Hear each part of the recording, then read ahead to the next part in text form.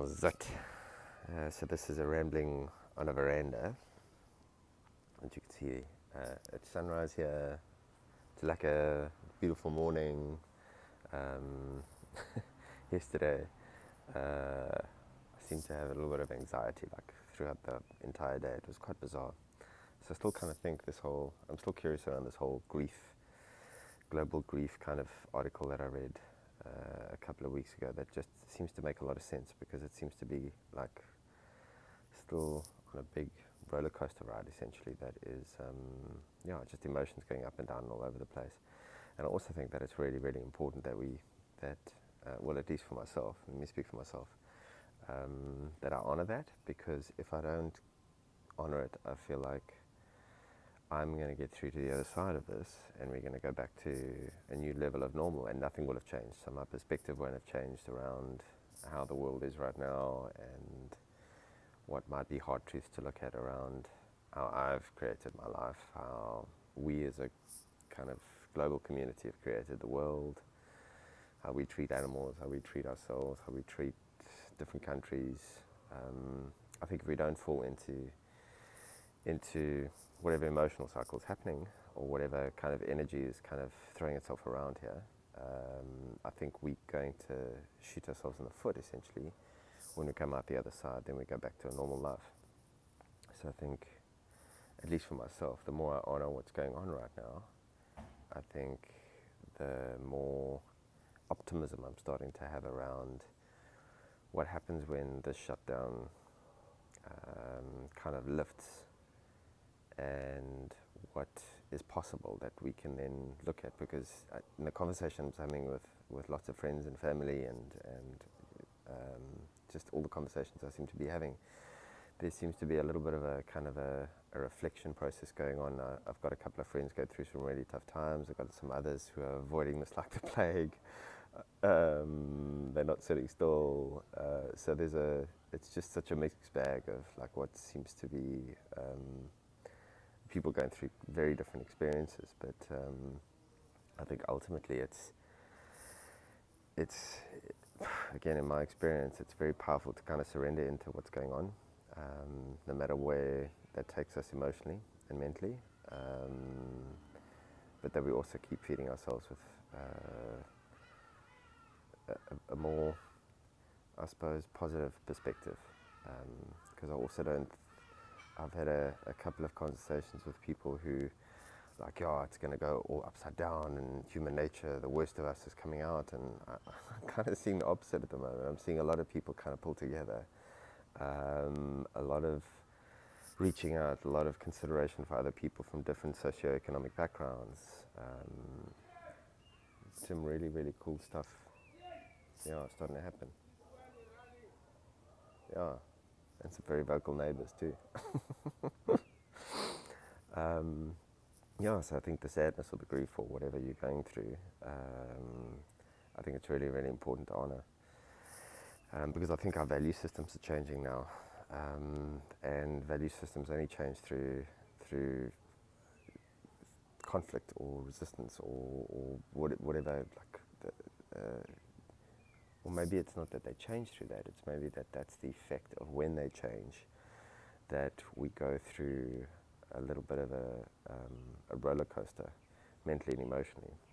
And I think it's really healthy that we do go through a value restructuring as a globe because of how we treated the world and ourselves, and everyone is it's cuck. It's just plain out cuck. We've been treating this planet, we've been treating each other, we've been treating different countries so poorly. And I think this 21 days, at least in South Africa, is a great time to reflect on, like, what do we want to create as a community? What do we want to build? And I think for me, again, it's becoming more and more apparent that the community and how we connect and how we relate with one another is becoming probably the most important thing. And I'm starting to see it. It's really cool to see,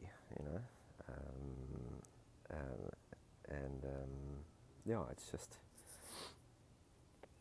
I'm seeing a lot of people reaching out, and I'm getting people who I haven't spoken to in ages sending me some really interesting things and checking in on me, and there's some lovely stuff happening at the same time. There's all of this anxiety around the end of normality as we knew it. I'm starting to become a lot more positive, I think, around, not that I'm not going through the same thing that a lot of other people are going through with sadness and sleeping a lot more than I normally do, and all those signs of processing of grief.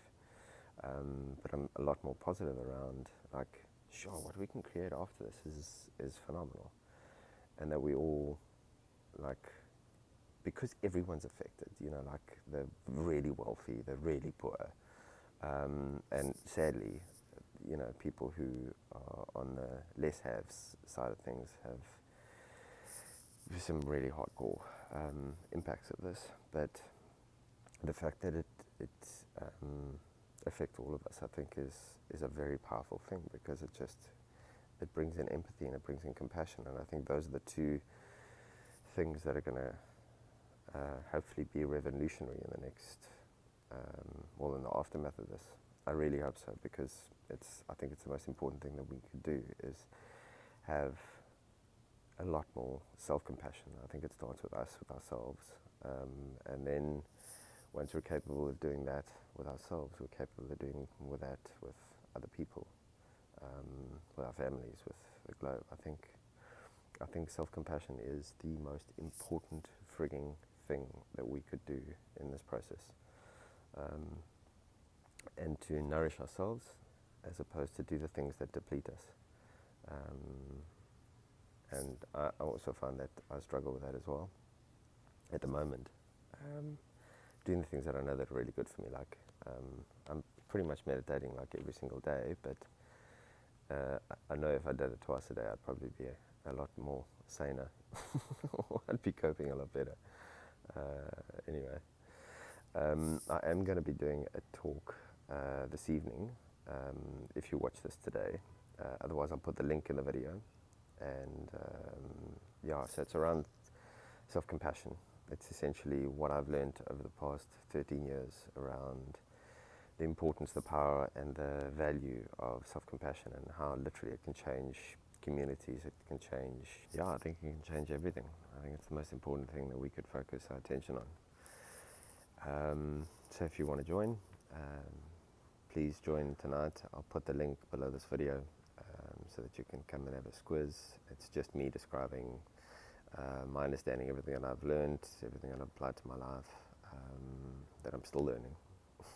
Certainly haven't got that wired, but I think it's really, really important in the position that we're in as a globe at the moment to really take care of ourselves, because then we start taking care of everybody else and the planet, and everything becomes kiff.